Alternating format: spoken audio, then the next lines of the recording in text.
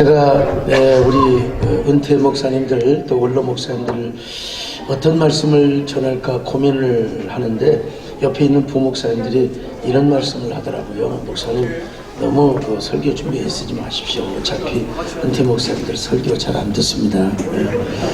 그래서 짧게만 하십시오. 그런 얘기를 제가 들었습니다. 한비아가 쓴 바람의 딸 지구의 세 바퀴 반이라는 책이 있습니다. 거기 보면 케냐의 한 의사 이야기가 소개됩니다. 그가 운영하는 병원은 나이로비에 있는데 얼마나 병원이 잘 되는지 모릅니다. 그러나 1년 중 6개월은 선교지에 가서 봉사를 합니다. 선교지에 가서 오지에 가서 봉사를 합니다. 대통령이 초청을 해도 만나주지를 않았습니다.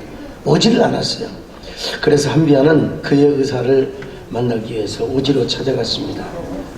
원장님, 왜 이렇게 나이로비에서 병원을 하면은 병원도 잘 되고 돈도 많이 벌고 많은 사람을 치료하게 될 텐데 왜 이렇게 오지에 와서 의료 봉사를 하십니까? 그랬더니 뭐라고 얘기한 줄 아십니까? 내가 나이로비에서 병원을 하면 가슴이 뛰지 않습니다. 오지에 와서 선교를 할 때, 의료 봉사를 할 때 가슴이 뛰지 않습니까? 가슴이 뛰지 않는 일을 하면 무슨 의미가 있겠습니까? 가슴 뛰는 일을 해야 내가 의미가 있지 않겠습니까? 여러분, 사람이 언제 가슴이 뛰는 줄 아십니까?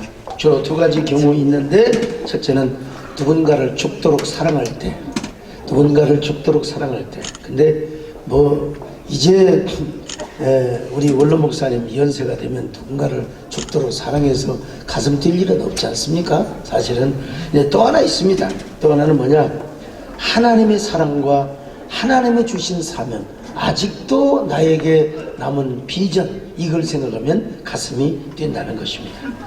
안도현 시인의 너에게 묻는다라는 시가 있습니다. 연탄재 함부로 발로 차지 마라. 너는 누구에게 한 번이라도 뜨거운 사람이었느냐? 여러분, 연탄은 타야 합니다. 타지 않고 연탄도 아니고 연탄재도 아니고 이거 얼마나 추한지 모릅니다. 우리 인생도 언젠가는 연탄재가 됩니다. 언젠가 한 줌의 흙으로 돌아가게 되는데 그 전까지는 우리가 어떻게 해야 되느냐? 정열적으로 타올라야 한다는 것입니다. 연탄이 가장 아름다운 때는 언제인가? 바로 불이 그냥 타오를 때 그때의 연탄의 모습은 가장 장렬하고 아름다운 모습이죠. 오늘 본문에 보니까 연탄불처럼 정열적으로 산 사람이 소개되고 있는데 그가 바로 사도 바울입니다. 그는 예수님을 생각할 때마다 가슴이 불타올랐습니다. 심장이 뛰었습니다. 심장이 펌프질을 하였습니다. 이 열정이란 말은 영어로 enthusiasm이라고 하는 말인데 바로 이 헬라어의 엔데오스란 말에서 나왔습니다. 하나님이 내 안에 오실 때, 내가 하나님 안에 들어갈 때. 여러분, 바울은 이런 열정을 가지고 있었습니다. 언제나 하나님 안에서, 그리고 또 하나님이 내 안에서. 원래 그는 잘못된 종교적 열정을 가지고 있었던 사람이지 않습니까? 그러다가 그는 다메섹 도상에서 주님을 만났습니다. 주님을 만난 후 그는 온전히 하나님 안에 들어가고 살았습니다. 그리고 주님의 그 뜨거운 심장이, 주님의 그 뜨거운 열정이 바울의 심장을 펌프질하게 하였다는 것입니다. 그래서 그는 예수님께 미친 삶을 살았습니다. 우리가 만일 미쳐서도 하나님을 위한 것이, 고린도후서 5장 13절에 보니까 미쳤어도 하나님을 위한 것이요 완전히 하나님께 미친 삶을 살았습니다. 정열적인 삶을 살았습니다. 왜 그랬느냐? 이유는 하나입니다. 14절에 보니까 그리스도의 사랑이 우리를 강권하시기 때문이라는 것입니다. 사도행전 26장을 보면은 그가 얼마나 예수님께 미친 삶을 살았는지, 아그리파 왕과 베스토 총독 앞에서 재판을 받는데 그는 자기가 무죄라는 사실을 변명하지 않고 내가 어떻게 예수를 만났는가, 예수님이 어떤 분인가를 막 변명하고 있습니다. 그 이야기를 들으니까 베스토 총독이 뭐라고 말합니까? 야, 너 가말리엘 문화에서 공부를 많이 했다고 들었는데 너 완전히 또라이가 되었구나. 완전히 잘못된 사람이구나. 예, 완전히 미쳤다고 이야기를 합니다. 자, 그러자 바울이 뭐라고 말합니까? 베스도 총독각하여 총독의 눈에는 내가 학문에 미친 사람으로 보입니까? 나는 그렇지 않습니다. 사도행전 26장 25절에 보니까 베스도 각하여 내가 미친 것이 아니라 참으로 온전한 말을 하나이다. 거룩한 홀릭에 빠져서 어떻게 하면 예수님을 잘 전해드릴 것인가, 이것을 소개하였던 것입니다. 이거 뭐 미치지 않고는 불가능한 일이 아니겠습니까? 여러분, 정말로 영적으로 홀릭이 되어 있지 않는 한은, 그래서 그는 주님이 주신 사명을 생각할 때 가슴이 뛰었습니다. 하나님 나라의 비전을 생각할 때 그는 심장이 펌프질을 하였습니다. 그래서 그는 이렇게 고백합니다. 사도행전 20장 24절에 보니까 내가 달려갈 길과 주 예수께 받은 사명 곧 하나님의 은혜의 복음을 증언하는 일을 마치려면 나의 생명도 나의 생명조차 조금도 귀한 것으로 여기지 않는다고 고백을 하였습니다.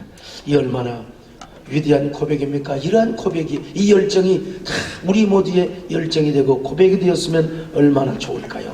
자, 사도 바울의 그 뛰는 가슴으로 그가 전한 복음으로 말미암아 로마가 복음화되고 그리고 구라파가 천지가 복음화되는 것을 우리는 이미 알고 있지 않습니까? 그렇게 살다가 사도 바울은 순교를 당하게 됩니다. 순교를 앞두고 뭐라고 고백을 합니까? 전제와 같은 삶을 살았다는 것입니다. 전제는 히브리어만으로 네세크, 부어진다는 의미가 있습니다. 부어지는 제사를 의미합니다. 지금 제단 뿌리에서 번제와 화목제 이제 뭡니까? 그 제물이 거의 다 불타가고 있습니다. 이때 마지막으로 포도주나 기름을 붓습니다. 혹은 물을 붓습니다. 고운 가루를 뿌리기도 합니다. 자, 전제는 독자적인 제사가 아닙니다. 제사가 끝나갈 무렵 너무나 행복한 고백을 하는 이런 그 고백으로 바로 그 고운 가루를 뿌린다든지 아니면 포도주를 뿌리는 제사를 의미합니다. 하나님, 오늘 제가 제물 드리기를 너무나 잘했습니다. 너무너무 행복합니다. 제 마음도 행복한데 하나님은 얼마나 기쁘십니까? 예. 자, 그러면 이 포도주는 어디에 붓습니까? 유대 랍비들에 의하면 번제 남쪽 그 주전자 모양의 그릇이 부착되어 있는데 이곳에 쫙 부었다고 전해집니다. 어쨌든 올리브 기름을 섞은 고운 가루 제물을 뿌립니다. 그러면 여러분, 옛날 우리 그 어린 시절에 얼마나 그 떡을 구울 때 말이죠. 아니면 그 뭐라고 할까요? 화로가에다가 떡을 굳은 떡을 구울 때 그 떡 구워지는 떡 타는 냄새가 얼마나 죽여졌습니까? 그래, 그 고운 가루에다가 올리브 기름을 섞어가지고 그 고기가 타는 것에다가 탁 뿌리면 그냥 냄새가 죽여졌지 않겠습니까? 네. 그래서 하나님, 이 냄새를 받으시고 저도 냄새가 이렇게 좋은데 하나님은 얼마나 좋으시겠습니까? 하나님, 이번뿐만 아니라 다음에도 번제를 잘 드리겠습니다. 계속 하나님께 제물을 드리고 헌신하는 삶을 살겠습니다. 이렇게 바로 고백하는 제사가 바로 전제라고 하는 것입니다. 자, 우리로 말하면 이런 고백을 하는 것이죠. 하나님 감사합니다. 비록 은퇴 목회자가 되었지만은 그러나 정말 저는 목사 되기를 너무나 잘했습니다. 천국 가는 그날까지 가슴 뛰는 삶을 살아가겠습니다. 천국 가는 그날까지 저는 정말 가슴 뛰는 삶을 살아가겠습니다. 그럴 리가 없지만 저는 다시 태어나도 목사가 되겠습니다. 이런 고백이 전제의 교훈이라고 할 수 있습니다.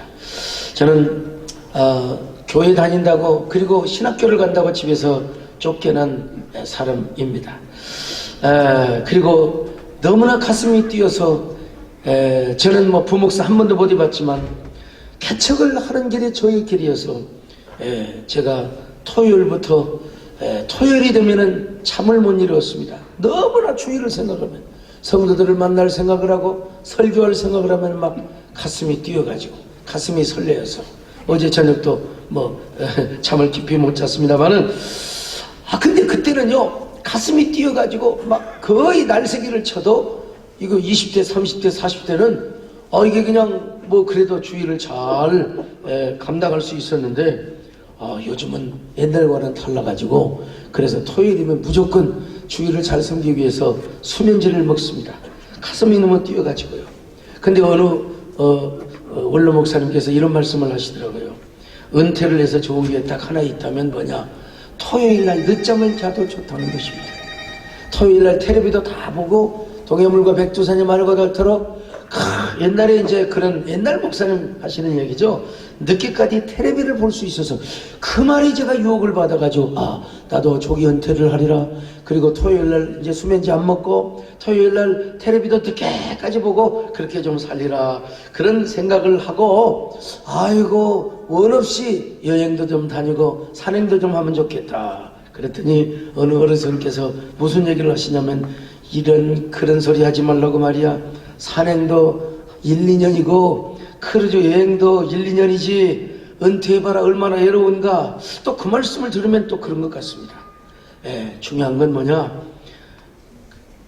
은퇴를 일찍 하느냐 늦게 하느냐가 중요한 게 아니라, 토요일날 텔레비를 늦게 보느냐 일찍 자느냐가 중요한 것이냐 아니라, 우리의 가슴이 뛰는 것이 중요하다는 것입니다. 우리의 가슴이 펌프질을 얼마나 하는 것이냐. 가슴이 뛰지 않으니까, 여러분, 가슴이 뛰지 않으면 우리는 언제나 남 못 죽여서 남 비방하고 욕하고 증오의 분노의 삶을 살아가는 것입니다. 그러나 가슴 뛰는 사람은 그런 것에 관심조차도 없습니다. 가슴이 뛰면 우리에게 항상 창의적 영감이 생겨나고, 그리고 창의적인 비전이 용솟음치게 되는 것입니다. 그러므로 우리에게 가장 큰 재산은 바로 무엇이냐? 젊은 사람이건 연세가 드신 분이건 간에 정말 가장 중요한 재산은 가슴이 뛰는 것입니다. 은퇴를 해도 하나님의 사랑과 하나님의 사명을 생각하면 가슴이 뛰는 것입니다. 우리 모두 주님으로 인해 가슴이 뛰는 삶을 살았으면 정말 좋겠습니다. 우리의 목회 현장은 없어도 지나온 날을 생각하고, 또 앞으로 살아갈 날을 생각하고, 앞으로 눈부신 하나님의 그 후광을 입고 살아갈 날을 생각하면, 이야, 가슴이 뛴다, 심장이 뛴다, 가슴이 설레인다. 이것이 우리에게 가장 큰 축복이 아니고 무엇이겠습니까? 우리 존경하는 우리 은퇴 원로 목사님들 다 가슴이 뛰시기를 간절히 바랍니다. 심장이 펌프질을 하시기를 바랍니다. 가슴 뛰는 삶을 삶으로써 하나님 앞에 한 시간 한 시간이 의미가 있고, 한 시간 한 시간이 가치가 있고, 남은 여생 심장이 뛰는 삶을 사시기를 주님의 이름으로 부탁을 드리고 축원을 드립니다. 감사합니다.